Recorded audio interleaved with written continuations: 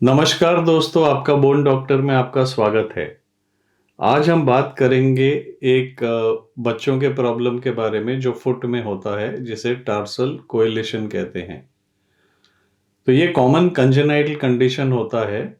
इसमें embryonic segmentation का failure होता है। इससे दो तरह की कोएलिशन होती है फुट के टार्सल बोन्स में। ये काफ़ी बच्चों में एसिम्प्टोमेटिक होती है, बट बच्चे फ्लैट फुट लेके आते हैं और रिकरेंट एंकल स्प्रेन लेके आते हैं। तो डायग्नोसिस कैसे होता है? अगर हिस्ट्री है रिपीटेड स्ट्रेन्स की या पेन की फुट में यंग बच्चों में जो एक्टिव है, तो हम प्लेन रेडियोग्राफ्स या एक्सरेस करते हैं। फुट और एंकल का एक्सरे में हमें कोरिलेशन दिख जाता है। मोस्ट कॉमनली होता है कैल्केनी और नाविकुलर, जो थोड़े यंगर बच्चों में देखा गया है, या टेलो कैल्केनियल, जो थोड़े ओल्डर बच्चों में देखा गया है। सो ट्रीटमेंट यूजुअली होता है रेस्ट। अगर बहुत ज़्यादा पेन है तो आप थोड़े दिनों के लिए कास्ट या प्लास्टर डाल सकते हो। माइल्ड पेन किलर्स या एंटी इन्फ्लेमेटरी मेडिकेशन दे सकते हैं। और अगर बच्चों को ये घड़ी घड़ी हो रहा है और काफ़ी पेनफुल है, तो फिर हम सीटी स्कैन या तो एमआरआई या दोनों करते हैं, डिटेल्स देखने के लिए कि फाइब्रस है, कार्टिलेजिनस है, कितना इन्वॉल्वमेंट है जॉइंट का, क्या रिसेक्ट करना है। ये सब हम प्लान कर सकते हैं और फिर सर्जरी करते हैं पेशेंट्स में जिन्हें कंजर्वेटिव मैनेजमेंट नहीं भाती या पेन कंटिन्यू होते रहता है। तो एपिडेमियोलॉजी अगर देखें तो इसका प्रिवेलेंस होता है 1 to 2% बच्चों में।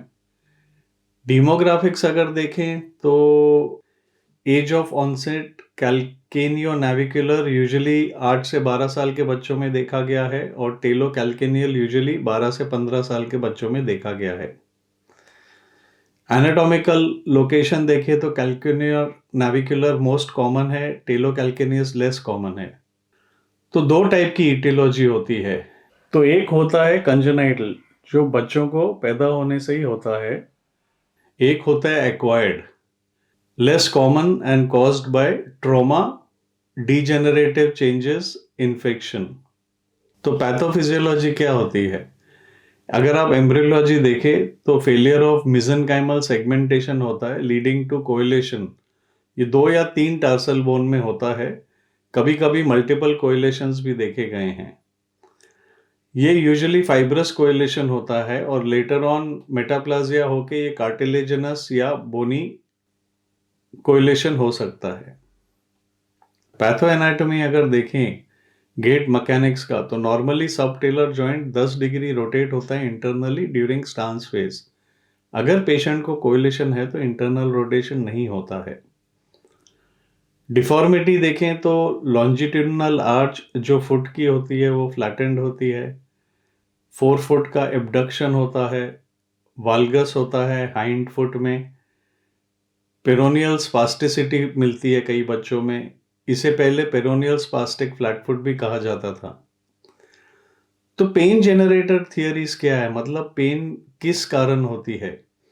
अगर ऑसिफिकेशन हो गई प्रीवियस फाइब्रस और कार्टिलेजिनस कोइलेशन में, तो हैंड फुट स्टिफ हो जाता है और दूसरे जॉइंट्स पे स्ट्रेन पड़ता है। अगर माइक्रो फ्रैक्चर हो गया कोइलेशन की बोन में, तब भी पेन हो सकता है। सेकेंडरी कॉन्ड्रल डैमेज हो गया या डीजेनरेटिव चेंजेस चालू हो गई, तो भी पेन होता है।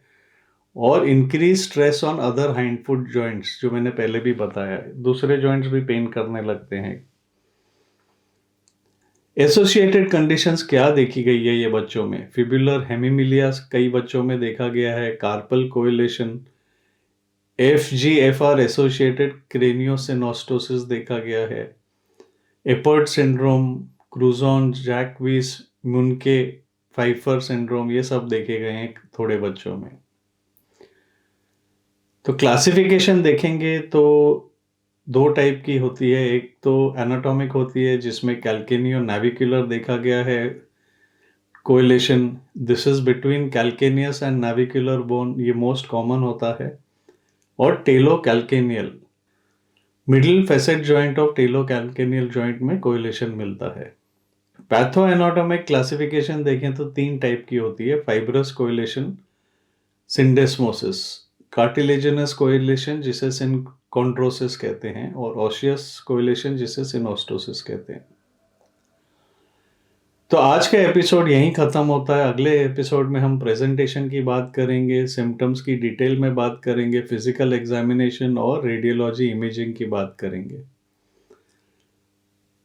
अगर आपको आज का एपिसोड पसंद आया हो तो लाइक बटन दबाइए, शेयर बटन दबाइए और हमारा चैनल अपने फ्रेंड्स फैमिली के साथ शेयर करिए। हमारा चैनल देखने के लिए बहुत बहुत धन्यवाद। Thank you.